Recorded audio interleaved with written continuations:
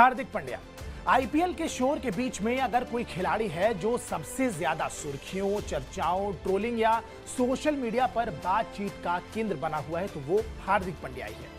One day world cup में चोटिल होकर बीच टूर्नामेंट से बाहर होने के बाद हार्दिक पांड्या सीधा आईपीएल खेलने उतरे। यहां उनका प्रदर्शन बेहद खराब रहा। बल्ले और गेंद से खराब प्रदर्शन की वजह से वो लगभग रोज ही ट्रोल हो रहे हैं। मिला जुलाकर उनको ट्रोल होते होते 50 दिन से ज्यादा हो चुके होंगे। इसी बीच टी20 वर्ल्ड कप 2024 के लिए न केवल उन्हें टीम इंडिया में चुना गया बल्कि वाइस कैप्टन भी बना दिया गया। इस कदम के बाद सेलेक्टर्स भी ट्रोल होने लगे। मुख्य चयनकर्ता अजीत आगरकर ने भारत की टी20 वर्ल्ड कप की टीम में हार्दिक पांड्या के चयन का बचाव करते हुए बयान दिया। उन्होंने कहा कि टीम को संतुलन देने के अलावा फिट रहने पर वो जो कर सकता है उसका कोई भी विकल्प नहीं है। उन्होंने साथ ये भी कहा कि खिलाड़ियों का चयन आईपीएल में प्रदर्शन से प्रभावित नहीं है। अब इस बात में कितनी सच्चाई है ये आप हमें कमेंट बॉक्स में जरूर बताइएगा।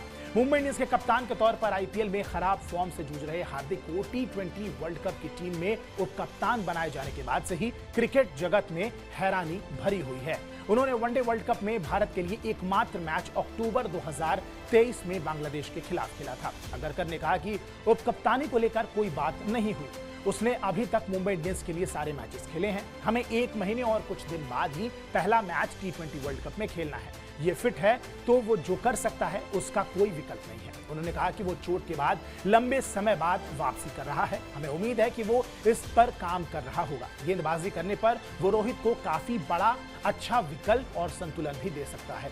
आगरकर ने कहा कि जब तक वो फिट रहता है तो हम जानते हैं कि वो क्या कर सकता है, वो टीम को कितना संतुलन देता है। मुझे नहीं लगता कि इस समय क्रिकेटर के तौर पर वो जो कर सकता है उसका कोई विकल्प है, खासकर जब बात उसके गेंदबाजी करने के तरीके की हो। बात बिल्कुल ठीक है। हार्दिक पांड्या चाहे अच्छी फॉर्म से गुजरे या खराब, लेकिन अंत में जो वास्तविकता है वो यही है कि हार्दिक पांड्या का कोई विकल्प भारत में इस समय है ही नहीं। इतने बड़े देश में जहां हर गली कूचे में आपको एक ऑलराउंडर, एक खिलाड़ी, एक बैट्समैन, एक बॉलर मिल जाता है, क्रिकेटर मिल जाता है, वहां पे हार्दिक पांड्या जैसे खिलाड़ी का कोई विकल्प टीम इंडिया के पास नहीं है।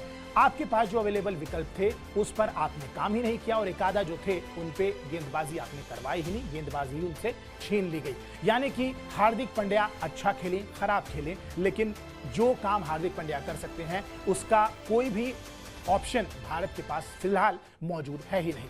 आगरकर ने आगे कहा कि वास्तव में अपने संतुलन के साथ वो रोहित को अलग अलग संयोजन में खेलने का विकल्प देता है, इसीलिए हमारे लिए उसकी फिटनेस महत्वपूर्ण है और अब तक सौभाग्य से वो एक खिलाड़ी के तौर पर ठीक ठाक प्रदर्शन ही कर रहा है। अगर आईपीएल की बात करें तो आगरकर ने कहा कि चयन समिति और कप्तान रोहित शर्मा इस बात को लेकर स्पष्ट थे कि वो क्या चाहते हैं और आईपीएल में खिलाड़ियों के व्यक्तिगत प्रदर्शन ने उन्हें ज्यादा प्रभावित नहीं किया है। उन्होंने कहा कि पिछले कुछ महीनों में हमारी बातचीत हुई और इसीलिए आपको इस बात का अंदाजा है कि आप आखिर क्या चाहते हैं एक टीम में। बेशक आईपीएल के दौरान कुछ बेहतरीन प्रदर्शन दिखे हैं जिस पर आप नजर रखते हैं, खिलाड़ियों के फिटनेस स्तर पर भी आप नजर रखते हैं आईपीएल के दौरान। आगरकर ने कहा कि लेकिन अगर आप 3-4 हफ्ते के क्रिकेट से प्रभावित होने लगते हैं तो पिछले कुछ महीनों की आपकी जो सोच है वो गड़बड़ है। हम इस बात को लेकर स्पष्ट थे कि हमें क्या करना चाहते हैं और हम टीम में क्या चाहते हैं। बेशक सभी अच्छे प्रदर्शन पर ध्यान दिया जाता है और आगे बढ़ने में वो किसी भी मामले में हमारी मदद करेंगे। पूर्व भारतीय तेज गेंदबाज से जब केएल राहुल को बाहर रखने के बारे में पूछा गया तो आगरकर ने कहा कि उन्हें मध्य क्रम में बल्लेबाजी की जरूरत थी और यही वजह है कि संजू सैमसन को चुना गया है। उन्होंने कहा कि केएल एक शानदार खिलाड़ी हैं और हम सभी जानते हैं उन्हें मध्य क्रम में बल्लेबाजी की जरूरत थी और वो शीर्ष क्रम का एक बल्लेबाज है। संजू के पास ये क्षमता है, वो मध्य क्रम में बल्लेबाजी कर सकता है। ऋषभ पंत की बात करें तो वो भी 5वें नंबर पर उतरता है। तो यही हमारी सोच थी केएल राहुल को बाहर रखने की। बहरहाल टीम इंडिया की जो 15 की स्क्वाड अनाउंस हुई है उससे आप कितना इत्तेफाक रखते हैं या इस टीम में आप कौन से चेंजेस है जो चाहते थे, कमेंट बॉक्स में हमें जरूर बताइएगा। बाकी स्पोर्ट्स की दुनिया की तमाम बड़ी खबरों के लिए आप सब्सक्राइब कीजिए स्पोर्ट्स टाइम। मेरा नाम है आयुष मिश्रा। नमस्कार।